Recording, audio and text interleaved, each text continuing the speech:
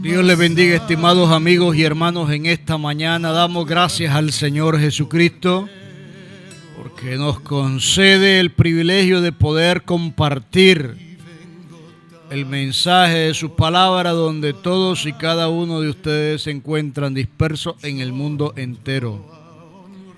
Damos gracias al Señor y pasamos a la palabra de Dios. Ezequiel capítulo 18, versículo 1 en adelante. Vino a mí palabra de Jehová diciendo: ¿qué pensáis vosotros los que usáis este refrán sobre la tierra de Israel, que dice: los padres comieron las uvas agrias y los dientes de los hijos tienen la dentera? Vivo yo, dice Jehová el Señor, que nunca más tendréis por qué usar este refrán en Israel. He aquí que todas las almas son mías, como el alma del Padre, así el alma del Hijo es mía. El alma que pecare, esa morirá. Amado Dios, en el nombre de Jesucristo, entro al trono de tu gracia para suplicarte tu ayuda. Que tú me permitas y me concedas la oportunidad de predicar el mensaje esta mañana. Que tu palabra lleve el propósito por el cual tú la envías y que no regrese vacía. Yo ato todo espíritu contrario al tuyo en este lugar o fuera de este lugar que quiere interrumpir la predicación de tu palabra. Reprendo al diablo y los demonios y toda persona, Dios, que quiere interrumpir la energía eléctrica, el internet o cualquier medio de comunicación que esté conectado a la predicación de tu palabra. Dios Todopoderoso, Santo y Eterno, por los únicos méritos hechos en la cruz del Calvario, te lo pido por los méritos de Jesucristo. Amén y amén. El título de la reflexión de la palabra de Dios en esta mañana es la responsabilidad del ser humano. Las decisiones de cada persona en este mundo determinan su destino. La decisión que hoy usted y yo tomamos determinarán nuestro destino hoy y mañana. Cada persona es responsable de sus actos. Y siempre la sociedad está pensando en atribuirle la culpa a otros de la desgracia o los problemas que se viven. Lo encontramos desde el huerto del Edén, en el cual Dios llama a Adán. Dios llama a Adán y le pregunta qué es lo que pasó. Y Adán dice: la mujer que me diste. La mujer responde: la serpiente me engañó. Siempre el ser humano quiere atribuirle a otros la causa de sus problemas y fracasos. Pero quiero decirte, a la luz de la Biblia, estimado amigo y hermano, el único responsable de las decisiones que cada día debemos de tomar en torno a nuestra vida somos cada uno de nosotros.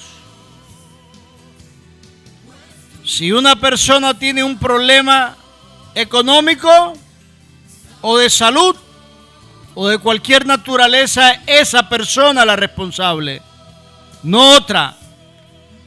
Y por eso es que los pueblos muchas veces viven tan enfermos, porque le atribuyen a otras personas la causa de sus problemas. No el gobierno, no los empresarios, no los religiosos, y siempre están buscando cómo echarle la culpa a otros. Y Dios dice en el libro del profeta Jeremías, dice en el libro de Lamentaciones, dice: ¿de qué se lamenta el hombre? Laméntese por su pecado. La única razón por la cual usted y yo vamos a asumir una responsabilidad es cuando reconozcamos nuestros pecados delante de Dios. En el pasaje que hemos tenido la oportunidad de leer, el profeta responde a una afirmación errónea que los exiliados judíos estaban haciendo acerca de Dios y en la difícil situación que este grupo de exiliados estaban viviendo en Babilonia. Dios sabía lo que el pueblo estaba hablando y el profeta conocía bien el dicho del pueblo. Se ignoraba la palabra de Dios. No querían entrar a profundidad, conocer que la causa de su situación era la causa de su pecado. La gente estaba presentando un caso mediante una frase o un dicho popular. Decían: los padres comieron las uvas agrias y los dientes de los hijos tienen la dentera. En otras palabras, nuestros padres pecaron y nosotros, sus hijos, estamos siendo castigados por el pecado de nuestros padres. Por eso yo no creo en maldiciones generacionales. Porque cuando una persona viene a Jesucristo y se arrepiente de sus pecados pasados y presentes, Dios lo perdona, Dios lo liberta y Dios lo limpia. Y Dios lo renueva y lo hace una nueva criatura. Hay una cantidad de gente que anda removiendo pecado y por eso es que van a dar cuenta a Dios esos falsos maestros de sus falsas enseñanzas, y por eso es que están cobrando a través de encuentros, preencuentros, posencuentros, diciéndole a la gente que tienen que regresar a recordar todos sus pecados pasados para que puedan tener perdón. Aquí encontramos claramente una enseñanza ineludible de la palabra de Dios. El alma que pecare, esa alma morirá. Dios no te va a responder por los pecados de tu padre, ni de tu abuelo, ni de tu antepasado. Cada persona va a responder por sus propios pecados. Estos falsos maestros y teólogos andan dando enseñanza acerca de que hay que romper maldiciones generacionales y te cobran una cantidad de dinero para que entres a esos seminarios y sepas cómo romper esos pecados de tu antepasado. Esa es una doctrina diabólica a la luz de la Biblia. Cada persona, dice la Biblia, es responsable de su acto, no de lo que mi padre o mi madre o mi hijo o mis nietos hicieron. Yo voy a responder únicamente por mí mismo. Usted no tiene que pagar un centavo para ir a esos seminarios. Esa gente va a dar cuenta duro a Dios de sus mentiras y de sus falsedades y de sus errores. No hay en la Biblia que hay que romper pecados generacionales, ni tener que recordar una lista de pecados que hiciste desde los 4, 5, 6 años que tenés conocimiento. Cuando uno confiesa su pecado y se arrepiente de su pecado, Dios le perdona a uno todos los pecados. El que confiesa su pecado y se aparta alcanza misericordia. Si confesamos nuestros pecados, Él es fiel y justo para perdonar nuestros pecados y limpiarnos de toda maldad. Era una equivocación del pueblo. Esta filosofía provenía de dos fuentes. Primero, una mala interpretación de lo que el Señor había dicho en Éxodo capítulo 20, versículo 5. Dios había dicho en su ley de que Él visitaría la maldad de los padres sobre los hijos. Pero la aclaración es si los hijos seguían haciendo el pecado del padre. Pero si el hijo no cometía el pecado del padre, Dios no tiene por qué castigar al hijo. Y segundo, porque la idea judía de la unidad de la nación pensaban que al ser unidos todos, justo por pecadores, recibían igual sentencia de Dios. Según la ley de Moisés, los animales inocentes podían sufrir y morir por los pecadores culpables. Por eso era un sistema de sacrificio en la ley. Pero en ninguna parte en esta Biblia se enseña que las personas inocentes deben de ser castigadas por los pecados cometidos por los culpables. Cada persona da cuenta a Dios de su acto. Cuando el Señor dice que castiga la maldad de los hijos sobre los padres, es que si esos hijos siguen cometiendo los pecados que sus padres también cometieron.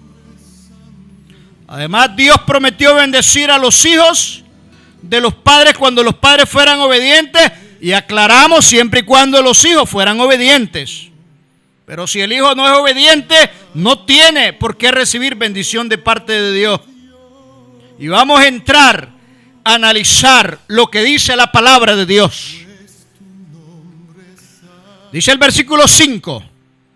Si el hombre que fuere justo hiciere según el derecho y la justicia, que no comiere sobre los montes, ni alzare sus ojos a los ídolos de la casa de Israel, ni violare a la mujer de su prójimo, ni se llegare a la mujer menstruosa, ni oprimiere ninguno, que al deudor devolviere su prenda, que no cometiere robo y que diere su pan al hambriento, y cubriere al desnudo con vestido, que no prestare interés ni tomare usura, que la maldad retrajere su mano y hiciere juicio verdadero entre hombre y hombre, en mis ordenanzas caminar y guardar mi decreto para hacer rectamente, este justo, este vivirá, dice Jehová el Señor. En otras palabras, dice este pasaje de que la persona que se comporta con rectitud, este va a vivir. Ezequiel rechaza y refuta el dicho popular y presenta 3 ejemplos. El primero que leímos en el cual un padre justo que guardaba la ley de Dios, en otras palabras, un judío en ese momento lo presenta como un caso o una hipótesis. Y ese judío justo no moriría a causa del pecado de su hijo o de su padre. Este hombre que guardaba la ley de Dios era justo, por lo tanto viviría. Pero dice el versículo 10, mas si engendrare hijo ladrón, derramador de sangre, o que haga alguna cosa de este y que no haga la otra, sino que comiere sobre los montes o violare la mujer de su prójimo, al pobre y menesteroso oprimiere, cometiere robo, no volviere la prenda, o alzare sus ojos a los ídolos, e hiciere dominación, prestare interés y tomare usura, ¿vivirá este? No vivirá. Toda esta dominación hizo, cierto morirá, su sangre será sobre él. Este padre justo tiene un hijo injusto, sobre el que Ezequiel no tiene nada bueno que decir. Ezequiel presenta de este hijo injusto 10 delitos contra la ley de Dios, 3 de los cuales son crímenes violentos: asesinato, idolatría y adulterio. Este impío, este hijo del hombre justo, explotaba al pobre y obligaba a los deudores a pagar interés.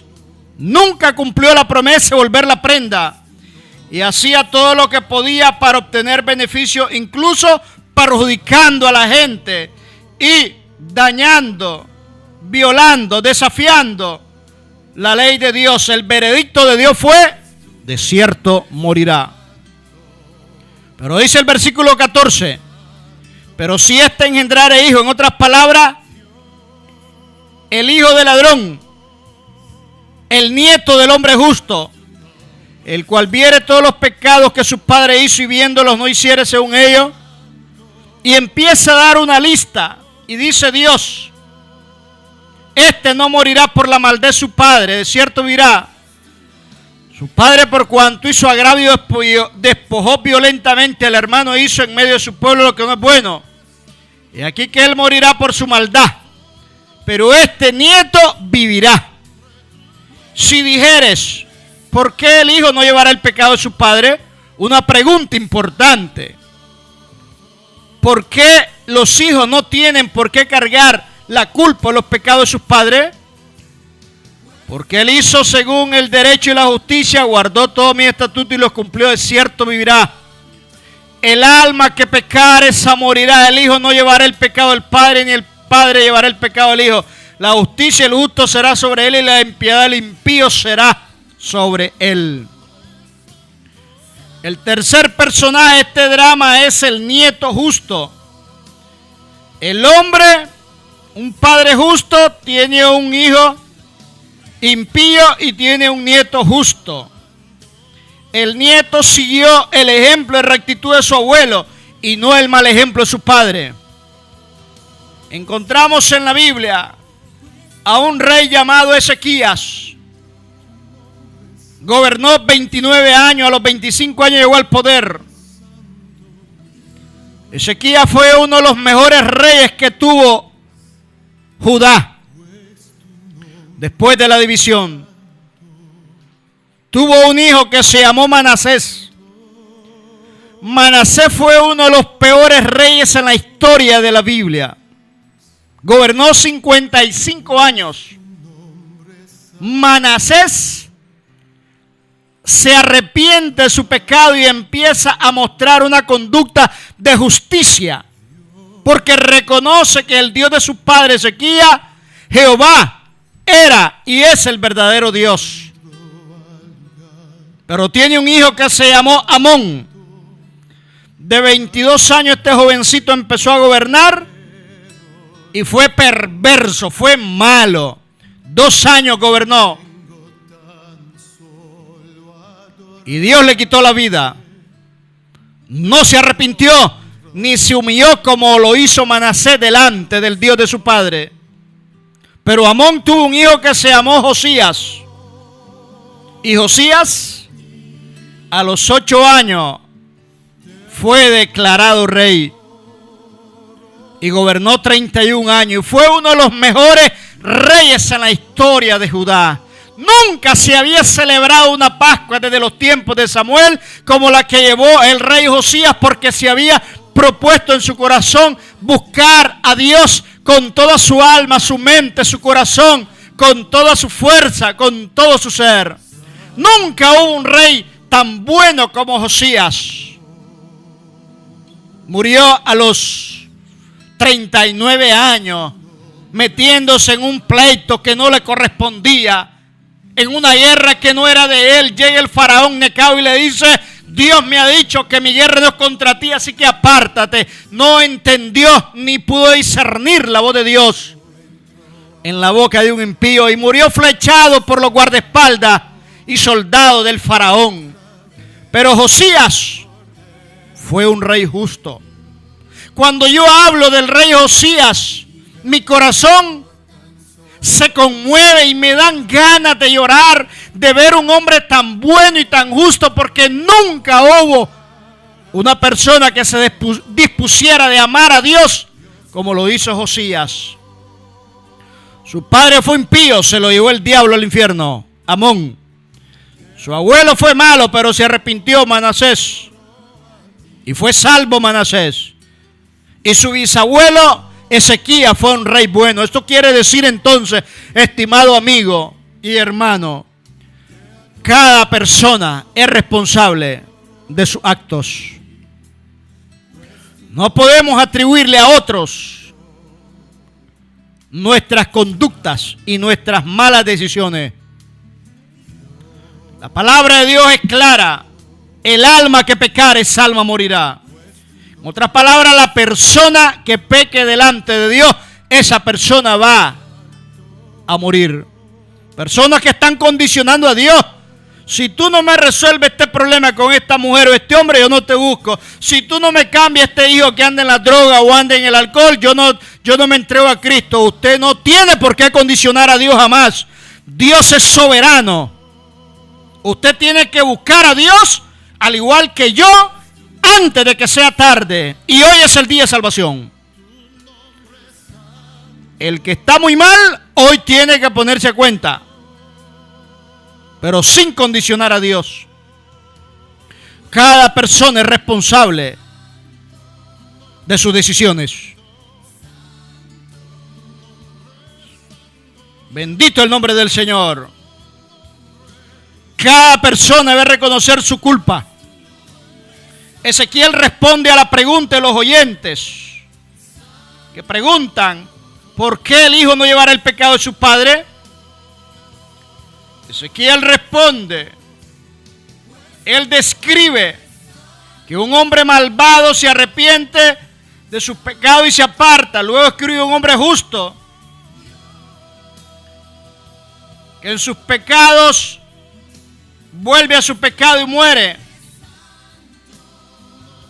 Lo presenta en los versículos siguientes que no vamos a leer. Ezequiel responde toda la pregunta. Si el impío se aparta y hace justicia, vive. Si el justo se aparta de su justicia y comete maldad, muere. Y dicen, ¿no es recto el camino del Señor? Y pregunta, Dios, ¿no es recto mi camino? Entonces Ezequiel responde. Y responde de manera evidente. La enseñanza, las personas hoy determinan su destino el día de mañana. Si el pueblo se arrepentía de su maldad, Dios procedería a darles vida. Pero no tendrían que estar recordando, diciéndole, porque nuestros padres hicieron maldad, nosotros estamos sufriendo la cautividad en Babilonia. No. Dios toma decisiones y Él es soberano, pero las toma en base a su justicia, porque el único justo es Dios. Y me llama la atención en el poco tiempo que me queda de predicar esta porción de la palabra del Señor que dice lo siguiente: el hombre que fuere justo, que no coma sobre los montes. Dedicaban culto a los dioses de Baal y Acera, ni alzare sus ojos a los ídolos de la casa de Israel. Toda persona en idolatría está en pecado, no importa a qué objeto se le rinda culto. Ni violare la mujer de su prójimo. Todos esos hombres degenerados que andan violando mujeres,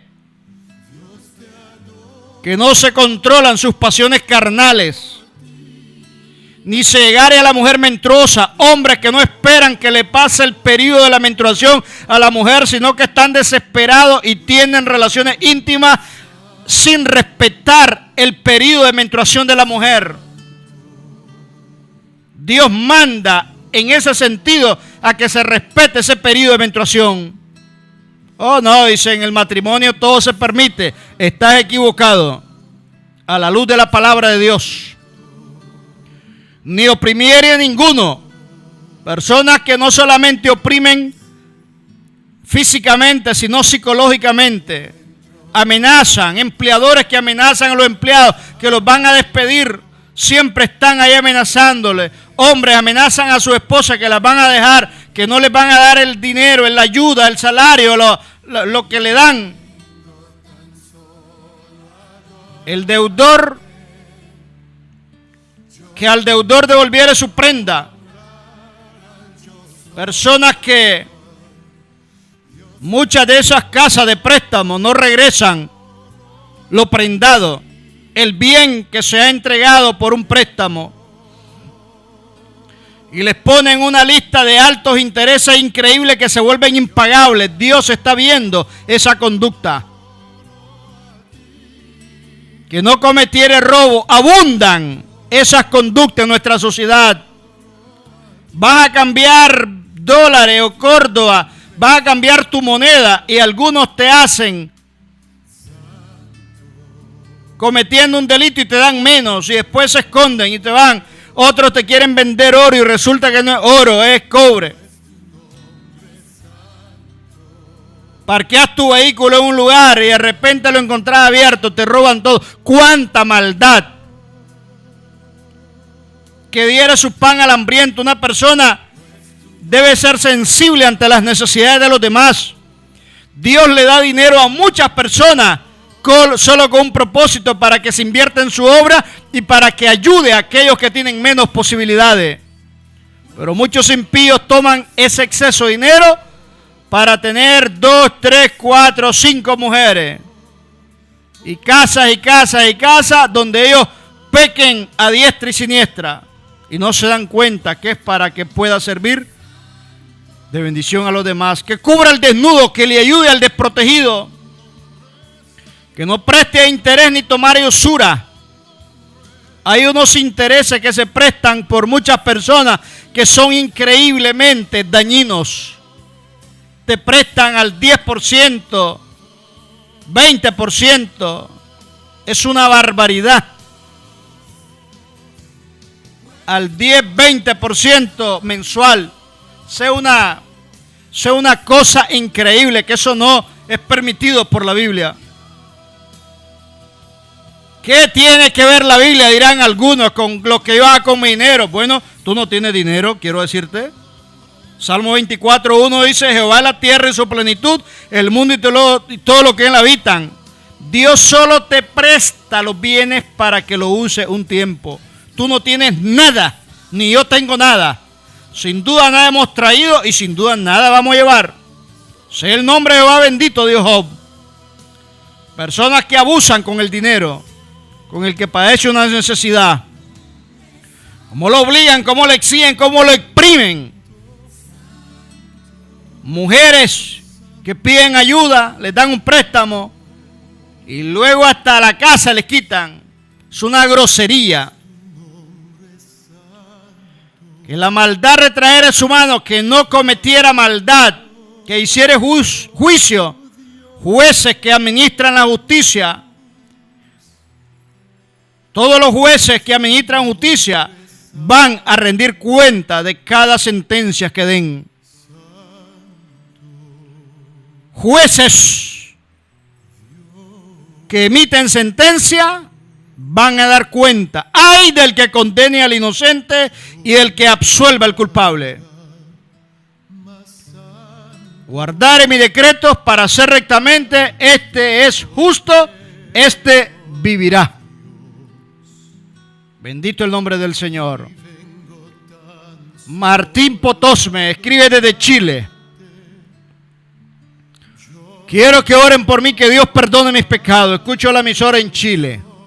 Vamos a orar por Martín. Martín, repite conmigo la oración que voy a hacer delante de Dios.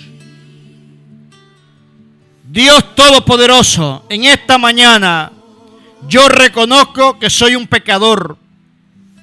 Me arrepiento de mis pecados pasados y presentes.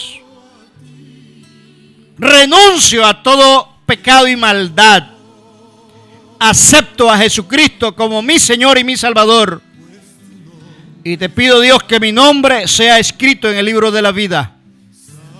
Lléname de tu Espíritu Santo y permite que de aquí en adelante sea fiel a ti,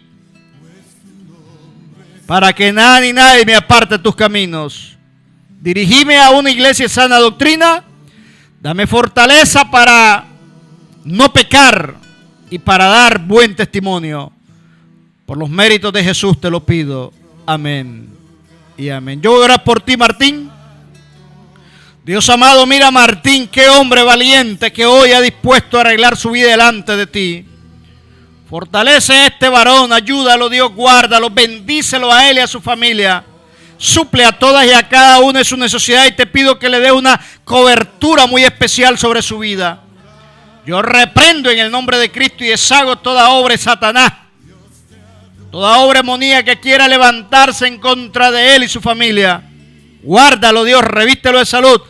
Deshago toda obra de brujería, hechicería, todo espíritu de muerte, de robo, de hurto, todo lo malo que quiera venir en contra de él, lo deshago en el nombre de Jesús.